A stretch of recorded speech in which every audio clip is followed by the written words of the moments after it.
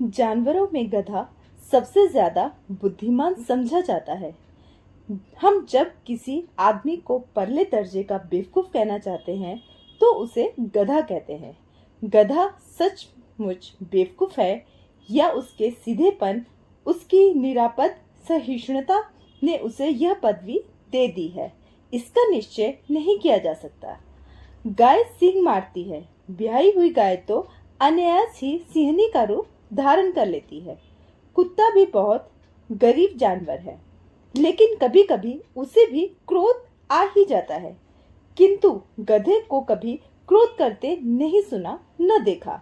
जितना चाहे गरीब को मारो, चाहे जैसी खराब सड़ी हुई घास सामने डाल दो, उसके चेहरे पर कभी असंतोष की छाया भी न दिखाई देगी। वैशाख में चाहे एक आध बार कुल्लेल कर लेता हो, पर हमने तो उसे कभी खुश होते नहीं देखा। उसके चेहरे पर एक स्थायी विषाद स्थायी रूप से छाया रहता है। सुख दुख हानि लाभ किसी भी दशा में उसे बदलते नहीं देखा। ऋषि मुनियों के जितने गुण हैं वे सभी उसमें पराकाष्ठा को पहुंच गए हैं, पर आदमी उसे बेवकूफ कहता है। सद्गुणों का इतना अनादर कहीं नहीं देखा। कदाचित सीधापन संसार के लिए उपयुक्त नहीं है। देखिए ना, भारतवासियों की अफ्रीका में क्या दुर्दशा हो रही है। क्यों अमेरिका में उन्हें घुसने नहीं दिया जाता? बेचारे शराब नहीं पीते, 4 पैसे कुछ समय के लिए बचाकर रखते हैं, जी तोड़कर काम करते हैं, किसी से लड़ाई झगड़ा नहीं करते, 4 बातें सुनकर गम खा जाते हैं, फिर भी बदनाम है। कहा जाता है वे जीवन के आदर्श को नीचा करते हैं। अगर वे भी ईंट का जवाब पत्थर से देना सीख जाते तो शायद सभ्य कहलाने लगते। जापान की मिसाल सामने है। एक ही विजय ने उसे संसार की सभ्य जातियों में गण्य बना दिया। लेकिन गधे का एक छोटा भाई और भी है जो उससे कम ही गधा है, और वह है बैल। जिस अर्थ में हम गधा शब्द का प्रयोग करते हैं, कुछ उसी से मिलते जुलते अर्थ में बछिया के ताऊ का भी प्रयोग करते हैं। कुछ लोग बैल को शायद बेवकूफों में सर्वश्रेष्ठ कहेंगे, मगर हमारा विचार ऐसा नहीं है। बैल कभी कभी मारता भी है, कभी कभी अड़ियल बैल भी देखने में आता है, और भी कई रीतियों से अपना असंतोष प्रकट कर देता है। अतएव उसका स्थान गधे से नीचा है। झूरी के दोनों बैलों के नाम थे हीरा और मोती। दोनों पछाई जाति के थे, देखने में सुंदर, काम में चौकस, डील में ऊंचे। बहुत दिनों साथ रहते रहते दोनों में भाईचारा हो गया था। दोनों आमने सामने या आसपास बैठे हुए एक दूसरे से मूक भाषा में विचार विनिमय करते थे। एक दूसरे के मन की बात कैसे समझ जाता था हम नहीं कह सकते। अवश्य ही उनमें कोई ऐसी गुप्त शक्ति थी जिससे जीवों में श्रेष्ठता का दावा करने वाला मनुष्य वंचित है। दोनों एक दूसरे को चाटकर और सूंघकर अपना प्रेम प्रकट करते। कभी कभी दोनों सिंग भी मिला लिया करते थे, विग्रह के नाते से नहीं, केवल विनोद के भाव से, आत्मीयता के भाव से। जैसे दोस्तों में घनिष्ठता होते ही धौल धप्पा होने लगता है, इसके बिना दोस्ती कुछ फुसफुसी, कुछ हल्की सी रहती है, जिस पर ज्यादा विश्वास नहीं किया जा सकता। जिस वक्त ये दोनों बैल हल या गाड़ी में जोत दिए जाते और गर्दन हिला हिलाकर चलते, उस वक्त हर एक की यही चेष्टा होती थी कि ज्यादा से ज्यादा बोझ मेरी ही गर्दन पर रहे। दिन भर के बाद दोपहर या संध्या को दोनों खुलते तो एक दूसरे को चाट चूट कर अपनी थकान मिटा लिया करते। नाद में खली भूसा पड़ जाने के बाद दोनों साथ उठते, साथ नाद में मुंह डालते और साथ ही बैठते थे। एक मुंह हटा लेता तो दूसरा भी हटा लेता था। संयोग की बात, झूरी ने एक बार गोई को ससुराल भेज दिया। बैलों को क्या मालूम वे क्यों भेजे जा रहे हैं। समझे, मालिक ने हमें बेच दिया। अपना यूं बेचा जाना उन्हें अच्छा लगा या बुरा कौन जाने, पर झूरी के साले गया को घर तक गोई ले जाने में दांतों पसीना आ गया। पीछे से हाँकता तो दोनों दाएं बाएं भागते। पगड़िया पकड़कर आगे से खींचता तो दोनों पीछे की ओर जोर लगाते। मारता तो दोनों सींग नीचे करके हुंकारते। अगर ईश्वर ने इन्हें वाणी दी होती तो झूरी से पूछते, तुम हम गरीबों को क्यों निकाल रहे हो? हमने तो तुम्हारी सेवा करने में कोई कसर नहीं उठा रखी। अगर इतनी मेहनत से काम न चलता था तो और काम ले लेते। हमें तो तुम्हारी चौकसी में मर जाना कबूल था। हमने कभी दाने चारे की शिकायत नहीं की। तुमने जो कुछ खिलाया वह सिर झुकाकर खा लिया। फिर तुमने हमें इस जालिम के हाथों क्यों बेच दिया? संध्या समय दोनों बैल अपने नए स्थान पर पहुंचे। दिन भर के भूखे थे, लेकिन जब नान में लगाए गए तो एक ने भी उनमें मुंह न डाला। दिल भारी हो रहा था। जिसे उन्होंने अपना घर समझ रखा था वह आज उनसे छूट गया था। यह नया घर, नया गांव, नए आदमी, सब उन्हें बेगानों से लगते थे। दोनों ने अपनी मुख भाषा में सलाह की, एक दूसरे को कनखियों से देखा और लेट गए। जब गांव में सोता पड़ गया तो दोनों ने जोर मारकर पगड़े तुड़ा डाले और घर की तरफ चले। पगहे बहुत मजबूत थे। अनुमान न हो सकता था कि कोई बैल उन्हें तोड़ सकेगा, पर इन दोनों में इस समय दूनी शक्ति आ गई थी। एक एक झटके में रस्सियां टूट गई। झूरी प्रातःकाल सोकर उठा तो देखा कि दोनों बैल चरनी पर खड़े हैं। दोनों की गर्दनों में आधा आधा ग्राव लटक रहा है।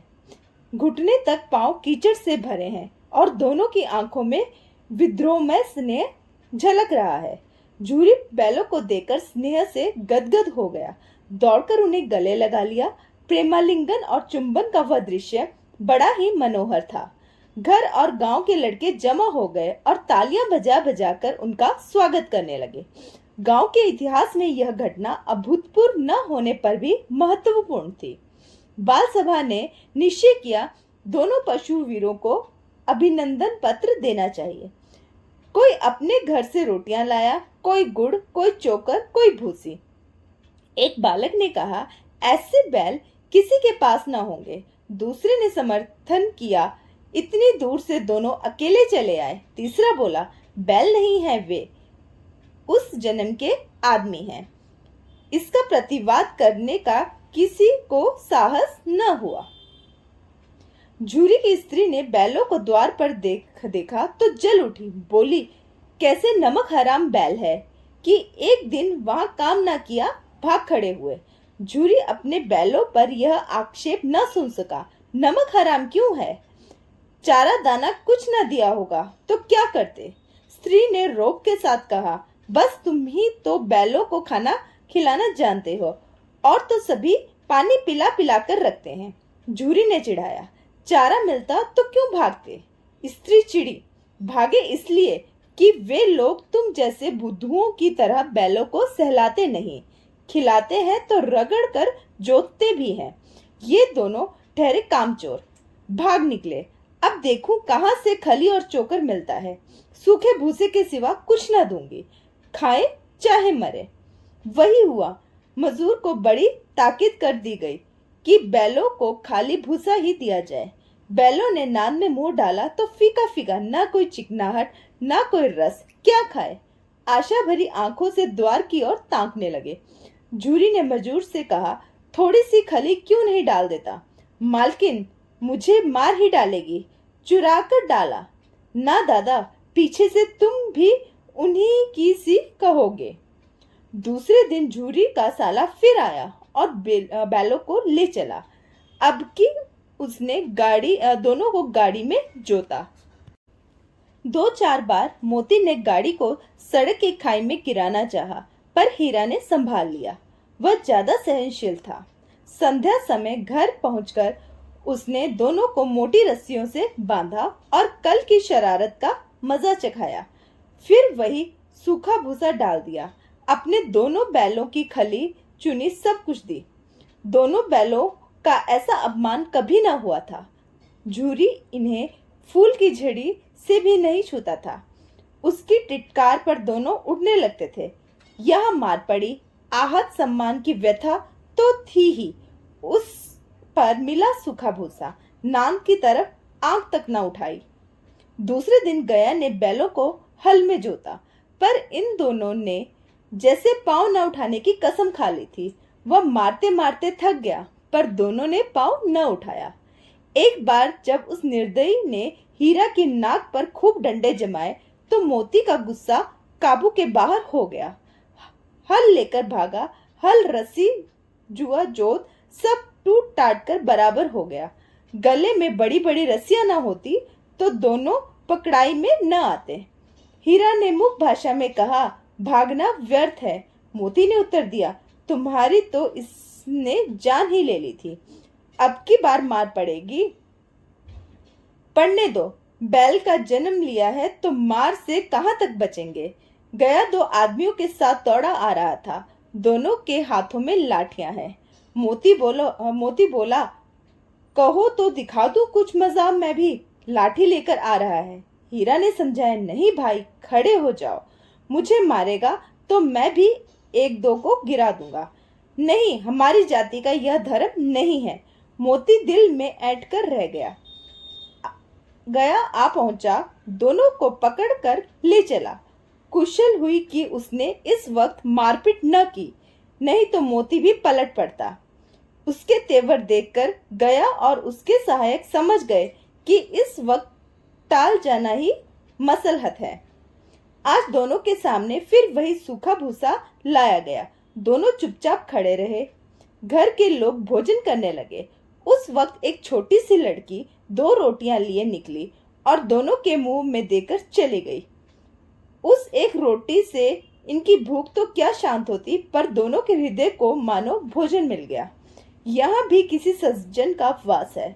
लड़की भैरव की थी, उसकी माँ मर चुकी थी। सौतेली माँ उसे मारती रहती थी, इसलिए इन दोनों बैलों से उसे एक प्रकार की आत्मीयता हो गई थी। दोनों दिन भर जोते जाते, डंडे खाते, अड़ते, शाम को थान पर बांध दिए जाते और रात को वही बालिका उन्हें 2 रोटियां खिला जाती। प्रेम के इस प्रसाद की यह बरकत थी कि 2-2 गाल सूखा भूसा खाकर भी दोनों दुर्बल ना होते थे, मगर दोनों की आंखों में रोम रोम में विद्रोह भरा हुआ था। एक दिन मोती ने मुख भाषा में कहा, अब तो नहीं सहा जाता हीरा, क्या करना चाहते हो? एक आध को सींगों पर उठाकर फेंक दूंगा, लेकिन जानते हो वह प्यारी लड़की जो हमें रोटियां खिलाती है उसी की लड़की है, जो इस घर का मालिक है। यह बेचारी अनाथ न हो जाएगी तो मालकिन को न फेंक दूं? वही तो इस लड़की को मारती है, लेकिन औरत जात पर सिंह चलाना मना है, यह भूल जाते हो। तुम तो किसी तरह से निकलने ही नहीं देते। बताओ, तुड़ाकर भाग चले? हाँ, यह मैं स्वीकार करता हूँ, लेकिन इतनी मोटी रस्सी टूटेगी कैसे? इसका एक उपाय है। पहले रस्सी को थोड़ा सा चबा लो, फिर एक झटके में टूट जाती है। रात को जब बालिका रोटियां खिलाकर चली गई तो दोनों रस्सियां चबाने लगे, पर मोटी रस्सी मुंह में न आती थी। बेचारे बार बार जोर लगाकर रह जाते थे। सहसा घर का द्वार खुला और वही लड़की निकली। दोनों सिर झुकाकर उसका हाथ चाटने लगे। दोनों की पूंछें खड़ी हो गई। उसने उनके माथे सहलाए और बोले, खोले देती हूँ, चुपके से भाग जाओ, नहीं तो यहाँ लोग तुम्हें मार डालेंगे। आज घर में सलाह हो रही है कि इनकी नाकों में नाक डाल दी जाए। उसने गराव खोल दिया, पर दोनों चुपचाप खड़े रहे। मोती ने अपनी भाषा में पूछा, अब चलते क्यों नहीं?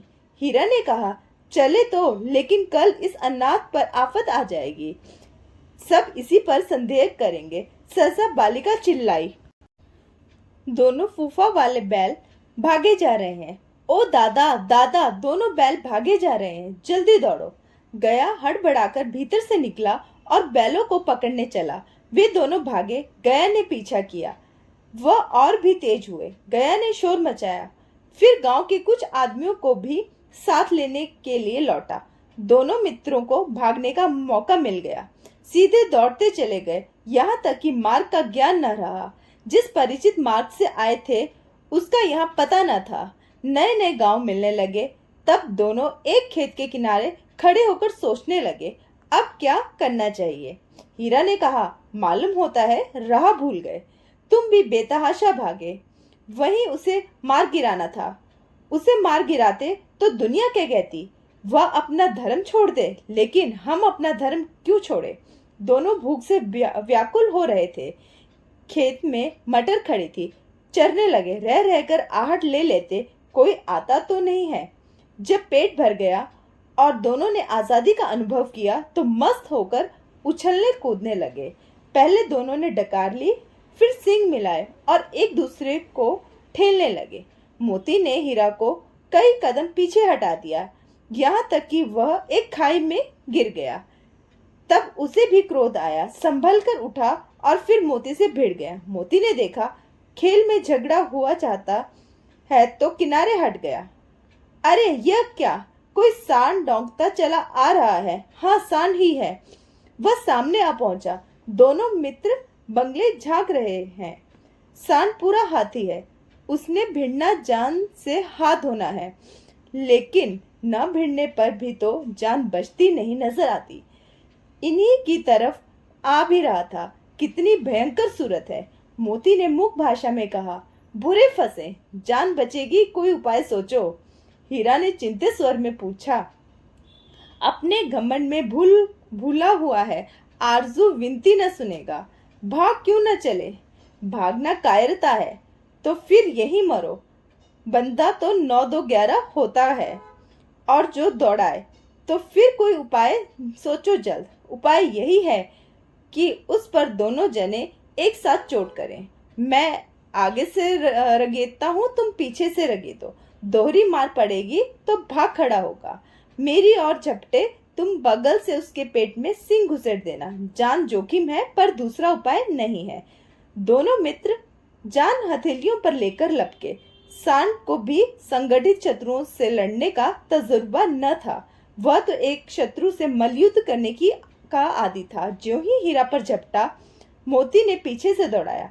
सांड उसकी तरफ मुड़ा तो हीरा ने रगेदा। सांड चाहता था कि एक एक करके दोनों को गिरा ले, पर ये दोनों भी तो उस्ताद थे, उसे यह अवसर न देते थे।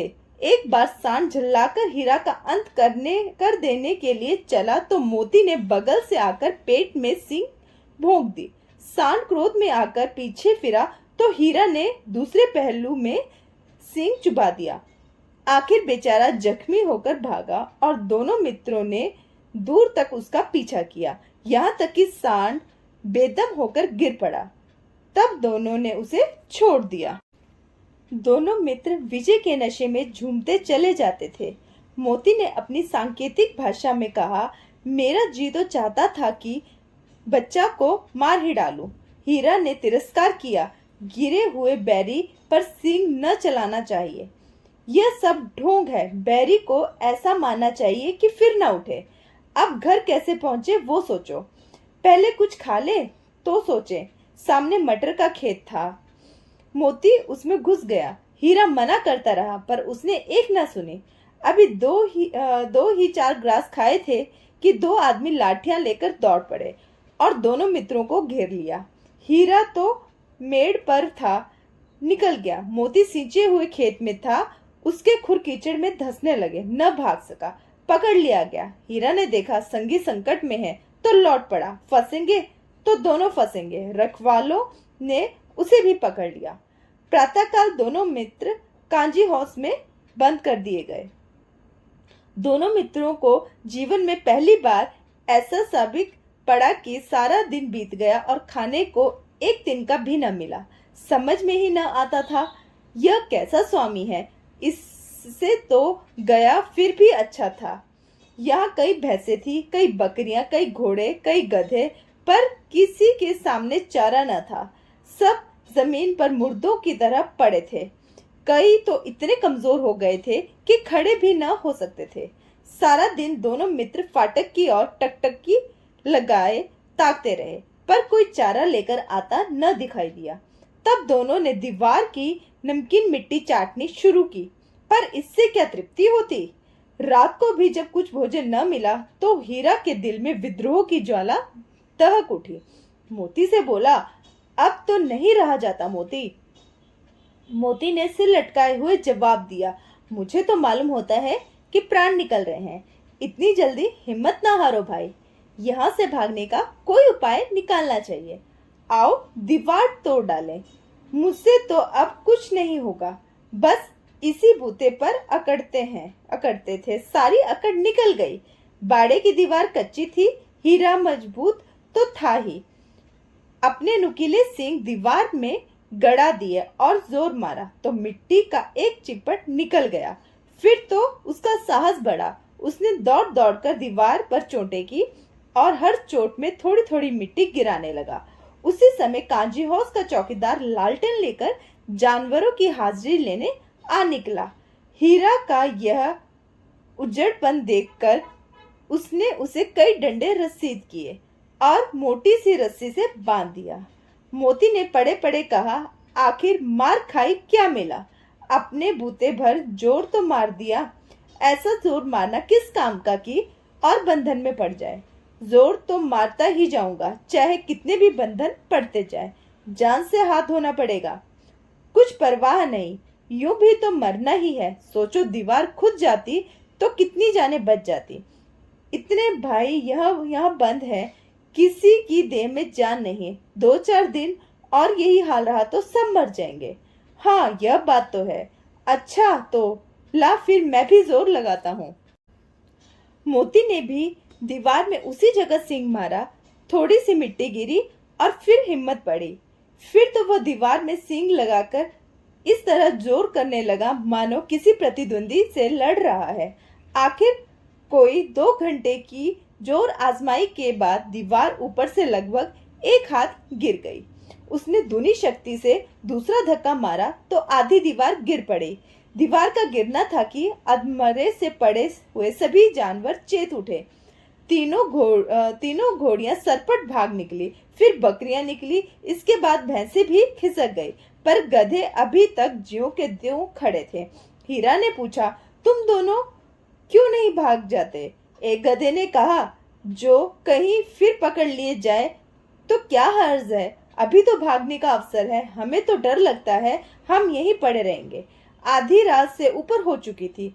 दोनों गधे अभी तक खड़े सोच रहे थे कि भागे या न भागे, और मोती अपने मित्र की रस्सी तोड़ने में लगा हुआ था। जब वह हार गया तो हीरा ने कहा, तुम जाओ, मुझे यहीं पड़ा रहने दो, शायद कहीं भेंट हो जाए। मोती ने आंखों में आंसू लाकर कहा, तुम मुझे इतना स्वार्थी समझते हो? हीरा, हम और तुम इतने दिनों एक साथ रहे, आज तुम विपत्ति में पड़ गए तो मैं तुम्हें छोड़कर अलग हो जाऊं? हीरा ने कहा, बहुत मार पड़ेगी, लोग समझ जाएंगे ये तुम्हारी शरारत है। मोती गर्व से बोला, जिस अपराध के लिए तुम्हारे गले में बंधन पड़ा है उसके लिए अगर मुझ पर मार पड़े तो क्या चिंता। इतना तो हो ही गया कि ना 9-10 प्राणियों की जान बच गई। वे सब तो आशीर्वाद देंगे। यह कहते हुए मोती ने दोनों गधों को सींगों से मार मारकर बाड़े से बाहर निकाला। तब अपने बंधु के पास आकर सो रहा।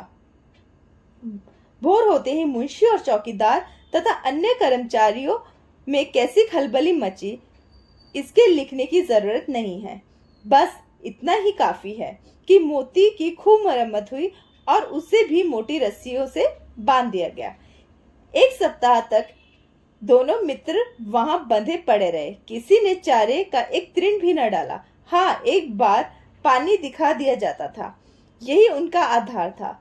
दोनों इतने दुर्बल हो गए थे कि उठ तक न जाता था। ठठरियां निकल आई थी। एक दिन बाड़े के सामने डुगी बजने लगी और दोपहर होते होते वहां 50-60 आदमी जमा हो गए। दोनों मित्र निकाले गए और उनकी देखभाल होने लगी। लोग आ आकर उनकी सूरत देखते और मन फीका करके चले जाते। ऐसे मृतक बैलों का कौन खरीदार होता? सहसा एक दड़ियल आदमी जिसकी आंखें लाल थी और मुद्रा अत्यंत कठोर आया और दोनों मित्रों के कुल्हों में उंगली गोदकर मुंशी जी से बातें करने लगा। उसका चेहरा देखकर अंतर्ज्ञान से दोनों मित्रों के दिल कांप उठे। वह कौन है और उन्हें क्यों टटोल रहा है, इस विषय में उन्हें कोई संदेह न हुआ। दोनों ने एक दूसरे को भीत नेत्रों से देखा और सिर झुका लिया। हीरा ने कहा, गया के घर से नाहक भागे, अब जान न बचेगी।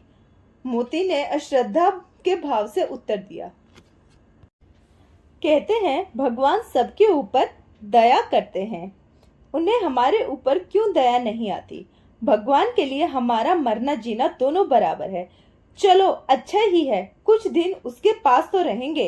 एक बार भगवान ने उस लड़की के रूप में हमें बचाया था, क्या अब न बचाएंगे। यह आदमी छुरी चलाएगा, देख लेना।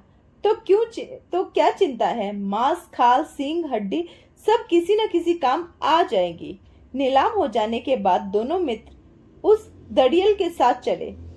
दोनों की बोटी बोटी कांप रही थी, बेचारे पांव तक न उठा सकते थे, पर भय के मारे गिरते पड़ते भागे जाते थे, क्योंकि वह जरा भी चाल धीमी हो जाने पर जोर से डंडा जमा देता था।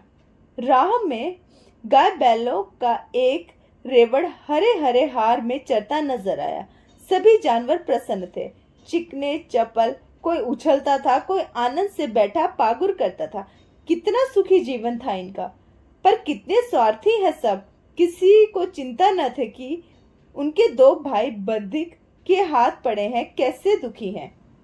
जैसा दोनों को ऐसा मालूम हुआ कि यह परिचित रहा है, इसी रास्ते से गया उन्हें ले गया था। वही खेत, वही बाग, वही गांव मिलने लगे। प्रतिक्षण उनकी चाल तेज होने लगी, सारी थकान सारी दुर्बलता गायब होगी। ये लो, अपना ही हार आ गया। इसी कुएं पर हम पर चलाने आया करते थे, यही कुआं है। मोती ने कहा, हमारा घर नगीच आ गया। हीरा बोला, भगवान की दया है, मैं तो अब घर भागता हूँ। यह जाने देगा, इसे मैं मार गिराता हूँ। नहीं नहीं, दौड़कर थान पर चलो, वहां से हम आगे न जाएंगे। दोनों उन्मत्त होकर बछड़ों की भांति कुलेल करते हुए घर की ओर दौड़े। वह हमारा थान है। दोनों दौड़कर अपने थान पर आए और खड़े हो गए। दड़ियल भी पीछे पीछे दौड़ा चला आता था। झूरी द्वार पर बैठा धूप खा रहा था। बैलों को देखते ही दौड़ा और उन्हें बारी बारी से गले लगाने लगा। मित्रों की आंखों से ऐसा आनंद के आंसू बहने लगे। एक झूरी का हाथ चाट रहा था। दड़ियल ने जाकर बैलों की रस्सियां पकड़ ली। झूरी ने कहा, मेरे बैल है, तुम्हारे बैल कैसे? मैं मवेशी खाने से नीलाम लिए आता हूँ। मैं तो समझता हूँ चुराए लिए आते हो। चुपके से चले जाओ। मेरे बैल हैं, मैं बेचूंगा तो बिकेंगे। किसी को मेरे बैल नीलाम करने का क्या अख्तियार है? जाकर थाने में रपट कर दूंगा। मेरे बैल है, इसका सबूत यह है कि मेरे द्वार पर खड़े हैं। दड़ियल झल्लाकर बैलों को जबरदस्ती पकड़कर ले जाने के लिए बढ़ा। उसी वक्त मोती ने सींग चलाया। दड़ियल पीछे हटा, मोती ने पीछा किया। दड़ियल भागा, मोती पीछे दौड़ा। गांव के बाहर निकल जाने पर वह रुका, पर खड़ा दड़ियल का रास्ता देख रहा था। दड़ियल दूर खड़ा धमकियां दे रहा था, गालियां निकाल रहा था, पत्थर फेंक रहा था, और मोती विजय शूर की भांति उसका रास्ता रोके खड़ा था। गांव के लोग यह तमाशा देखते थे और हंसते थे। जब दड़ियल हार कर चला गया तो मोती अकड़ता हुआ लौटा। हीरा ने कहा, मैं डर रहा था कहीं तुम गुस्से में आकर मार ना बैठो। अगर वह मुझे पकड़ता तो मैं बेमारे न छोड़ता। अब न आएगा तो दूर ही से खबर लूंगा, देखूं कैसे ले जाता है। जो गोली मरवा दे, मर जाऊंगा, पर उसके काम तो न आऊंगा। हमारी जान को कोई जान ही नहीं समझता, इसलिए कि हम इतने सीधे हैं। जरा देर में नांदों में खली, भूसा, चोकर और दाना भी भर दिया गया और दोनों मित्र खाने लगे। झूरी खड़ा दोनों को सहला रहा था और 20 लड़के तमाशा देख रहे थे। सारे गांव में उत्साह सा माहौल मालूम होता था। उसी समय मालकिन ने आकर दोनों के माथे चूम लिए।